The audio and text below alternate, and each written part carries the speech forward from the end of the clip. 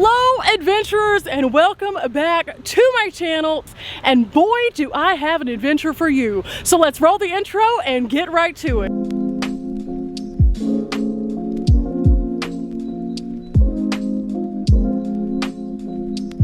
Okay, so this is the viewing area, and I'm gonna tell you this, it's a little sketchy.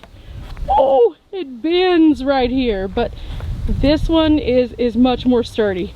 So let's walk out on this plank and literally walk the plank. Ooh, ooh, ooh. Now, why are we walking the plank, you ask? Good question. From one adventurer to the adventurer at home that you are, I have found the ultimate adventure story to share with you today. Amelia Earhart was born right here in Atchison, Kansas. And in fact, there's a museum here of her home place. You can go check it out. But we found something that is a bit lesser known, and it is right here where we're standing. Well, right over here. Do you see that hillside over there right next to the cemetery? Just ignore the cemetery and look to see what that is that's staring right at us. Can't tell? Well, let me show you. I honestly thought the viewing platform was going to be a little bit higher whenever I came out here, but it's not. You can still tell well it is, but it does look better from the air, definitely. Okay, so this is one of my little tips to you guys at home. I use a site called Obscura to find some really interesting things. That's how we were able to find the Amelia Earhart Earthworks today. And this is what it looks like from one of the photos. They do have other photos here as well, so you can kind of see the change over time. Yeah. There it is from above. And on here it also gives you some information about the address. You can directly tie in the coordinates or go to a Google map and it will bring you here. And it also has any pertinent information about other places. I like this part though. It gives you the direct information that you need so you can kind of get an idea as to why this is here. They have all sorts of crazy things on this site and then they tell you why.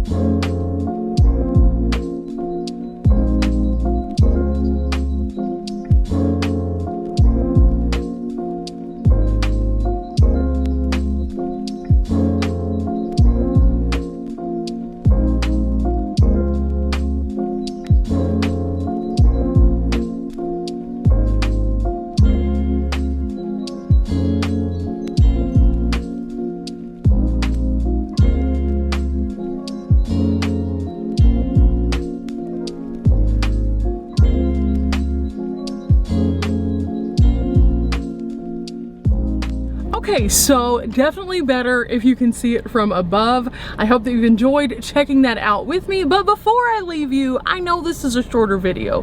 Normally I go a lot more into detail and in depth, but I do have a few parting facts for you.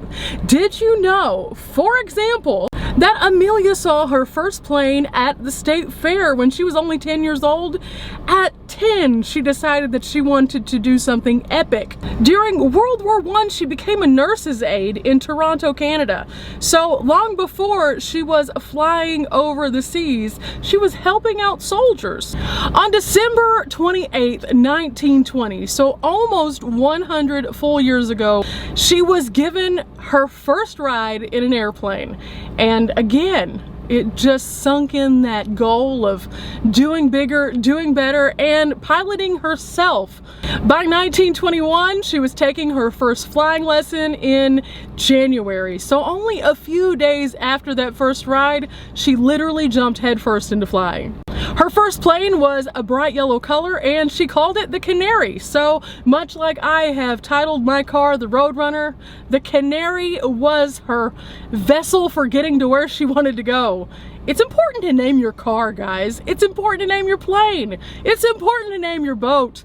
You spend a lot of time with them. Amongst the things that she did other than flying was she also helped design fashion for women who flew planes.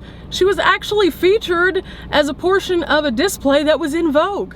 So the moral of today's story is that Amelia Earhart really set the bar high for all of us. She was girl power before girl power existed. She was the embodiment of do something because you believe in it, follow your dreams, and just keep on going. Let's face it, although it's really common practice for people to fly across the ocean now, at the time it wasn't something that people did on their own. And she was brave. So be brave, guys. Make sure that you hit the like button if you've enjoyed today's video, and I'll keep posting these really strange, bizarre, crazy little roadside stops that you too can go on and come with me. Anyway, until next time, guys, bye!